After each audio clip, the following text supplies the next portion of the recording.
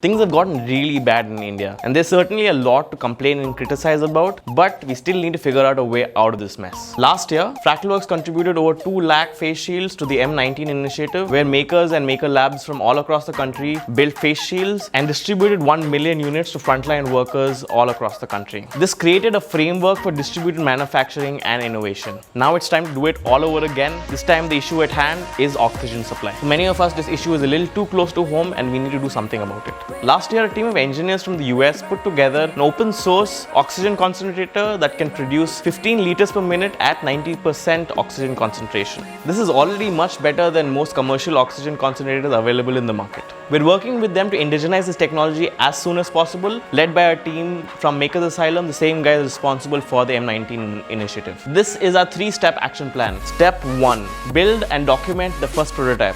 Fractalworks is currently bringing together all the parts available locally here in Bangalore and will be heading to Makers Asylum in Goa this weekend. Makers from all around the country have already sent their locally available parts to Goa. We have also ordered an Oxy kit from the US that will function as a standard that will be comparing the indigenous builds to. The intention is to document the heck out of the project, which brings us to step 2. Release the documentation and the source files and the bill of materials to every individual and maker around the country so that they can recreate this project and build it for their local communities. We at Fractal will be using our excess capacity in our factory where we build 3D printers to assemble and build these oxygen concentrators and distribute them across Bangalore. Step 3. Distribute to every hospital that needs it.